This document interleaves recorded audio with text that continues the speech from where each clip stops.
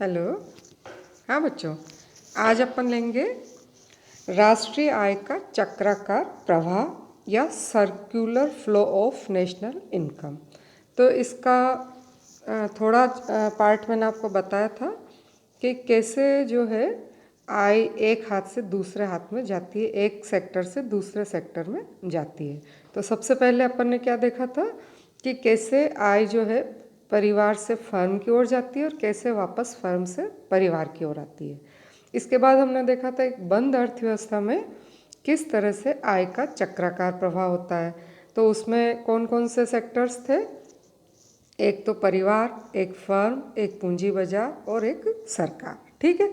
तो बंद अर्थव्यवस्था में जो है चार फैक्टर्स होते हैं, चार सेक्टर होते हैं जिनमें कि आय का प्रवाह होता है। लेकिन एक्चुअल में अपन देखते हैं अपन शेष दुनिया से भी अपना लेन देन चलता है। तो वो किस तरह से होता है कि कैसे शेष दुनिया से भी अपना जो है लेन देन होता है, कैसे चक्राकार प्रवाह होता है। तो अब जो अपन ले रहे हैं वो ले रहे हैं एक खुली अर्थव्यवस्था में आय का चक्राकार प्रवाह। ठीक है।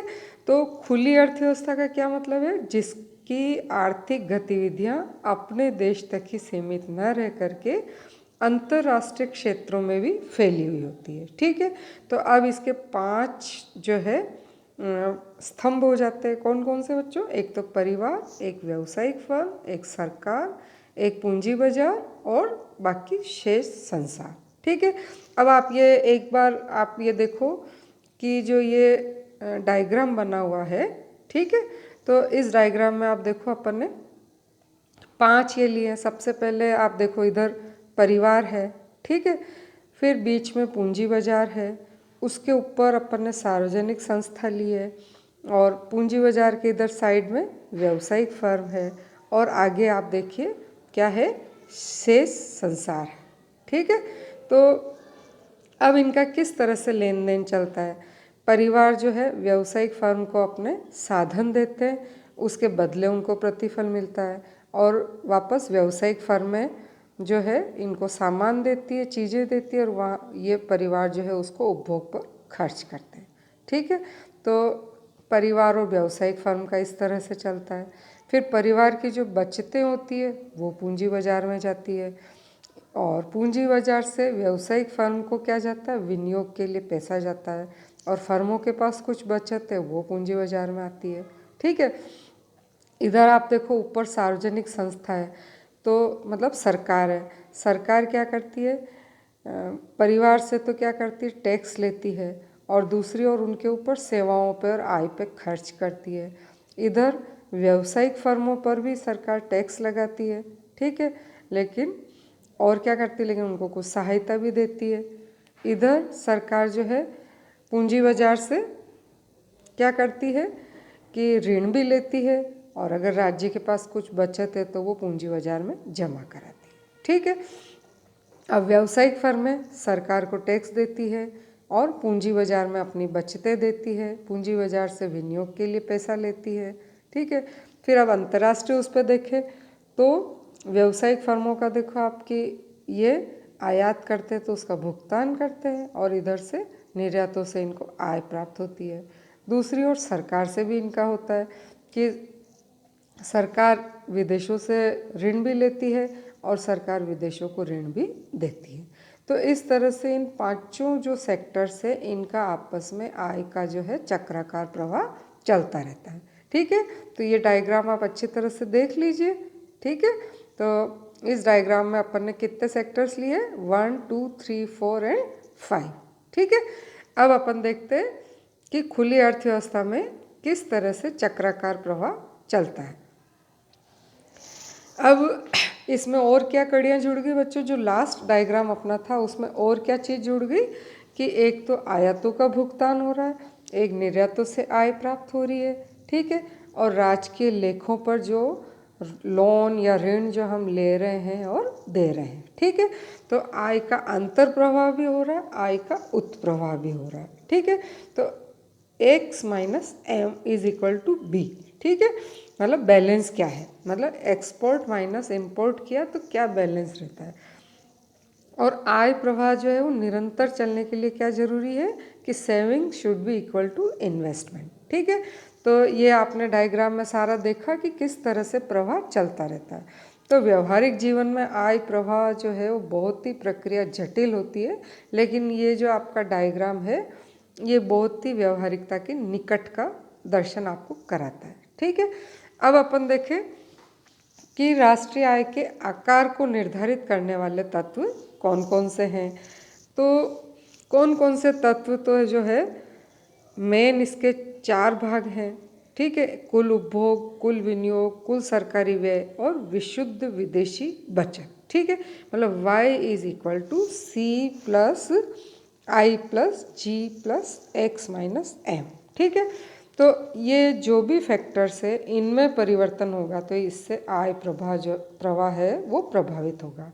तो पहले अपन देख रहे हैं आय प्रवाह के आकार को बढ़ाने वाले तत्व, मतलब किस किस से आय का प्रवाह जो है वो बढ़ता है। तो फर्स्ट है विनियोग में वृद्धि।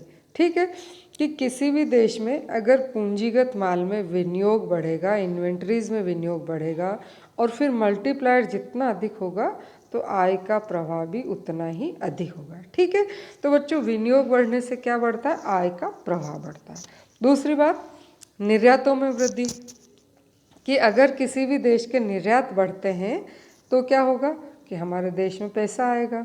ठीक है, उससे निर्यातकों की आय बढ़ेगी और उसमें काम में आने वाले साधनों की आय बढ़ेगी, तो इससे क्या होगा, आय का प्रवाह बढ़ेगा। ठीक है, तो विनियोग बढ़ने से आय प्रवाह बढ़ता है, निर्यात बढ़ने से आय प्रवाह बढ़ता है और सरकारी व्यय में वृद्धि होती है तो भी क्या होता है, लोगों के पास पैसा जाता है। अगर सुरक्षा व्यय, प्रशासनिक व्यय, विकास व्यय, विनियोग, सामाजिक सेवाएं, कल्याण, अनुदान, सहायता, इन सब पे अगर सरकार पैसा खर्च करती है तो लोगों की आय बढ़ती है, लोगों का रोजगार बढ़ता है और इससे वापस क्या होता है, फिर आय बढ़ती है। ठीक है, तो आय का प्रवाह बढ़ता है, जब आय बढ़ेगी तो आय का प्रवाह भी बढ़ेगा। ठीक है, इसके बाद नंबर 4 उपभोग में वृद्धि।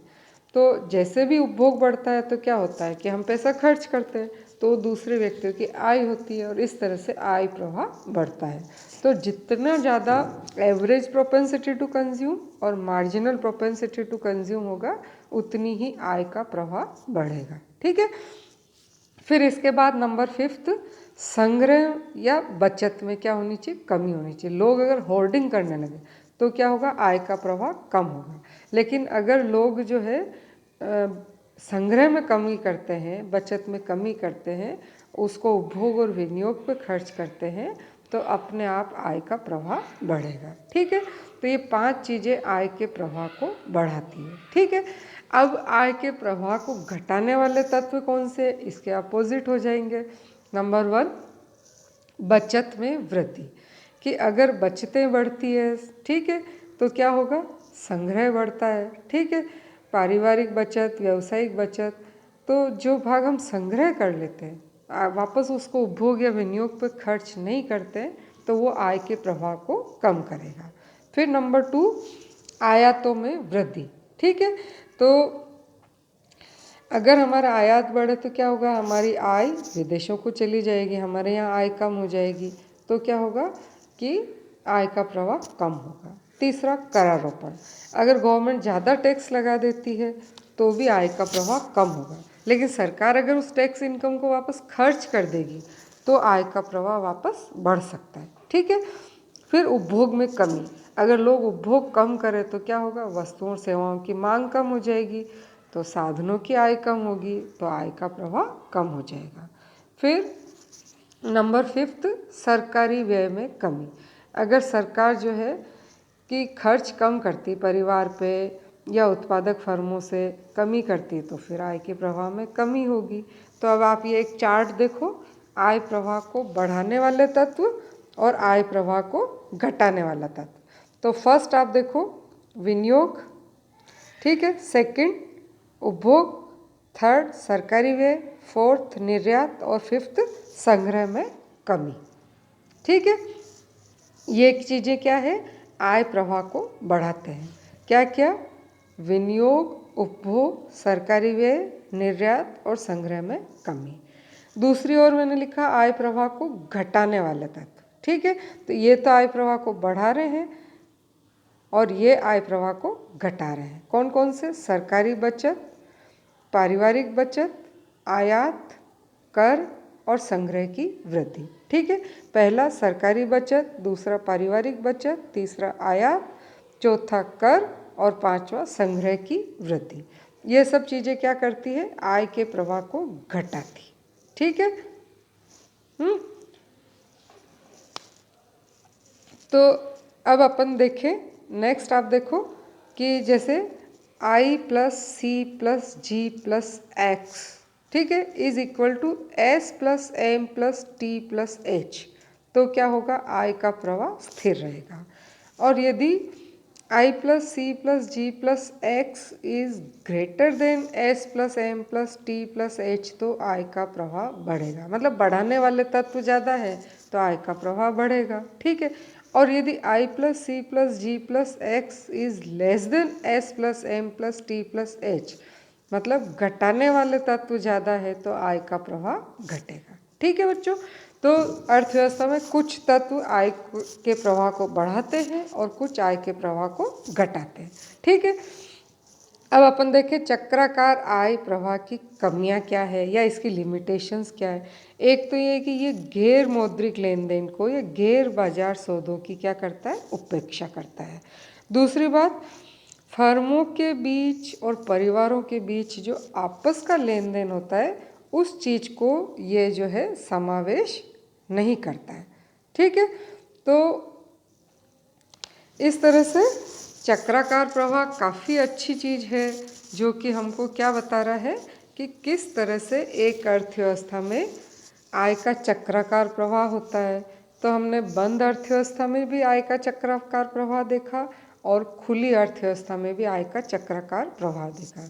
तो ये काफ़ी आपकी वास्तविकता के निकट है ये डायग्राम्स जो बनाए अपन ने। लेकिन चक्राकार प्रवाह की कमियां मैंने क्या बताई आपको कि एक तो गैर मौद्रिक लेन देन में और गैर बाजार सौदों की उपेक्षा करता है, और दूसरा फर्मों के बीच जो आपसी और परिवारों के बीच जो आपसी लेन देन होता है उसका ये समावेश नहीं करता है। ठीक है। तो अब इसके बाद मैं आपको एक असाइनमेंट भी दे रही हूँ जिसमें कि मैंने कुछ क्वेश्चंस लिखे हैं बच्चों। तो ये क्वेश्चन देख लीजिए, नोट कर लीजिए कि एक तो है नंबर 1, राष्ट्रीय आय के चक्राकार प्रवाह का क्या अर्थ है। ठीक है। सेकंड, राष्ट्रीय आय के प्रवाह को बढ़ाने वाले तत्व कौन कौन से हैं। फिर थर्ड, भारतीय अर्थव्यवस्था कैसी है। और एक है निबंधात्मक प्रश्न, अर्थव्यवस्था में आय के चक्राकार प्रवाह को रेखा चित्रों द्वारा व्याख्या कीजिए तथा आय को घटाने व बढ़ाने वाले तत्व बताइए। ठीक है। तो ये क्वेश्चन असाइनमेंट भी दे रही हूँ और इस चैप्टर्स को मैं क्या कर रही हूँ आपके PDF में भी व्हाट्सएप नोट्स भी डाल रही हूँ। तो आप अच्छी तरह से पढ़ लीजिए, समझ लीजिए और कोई प्रॉब्लम हो तो पूछिए। ठीक है। इसके बाद फर्स्ट यूनिट आपकी काफ़ी कुछ हो गई है, तो अब अपन सेकंड यूनिट स्टार्ट करेंगे। ठीक है बच्चों। Okay, thank you.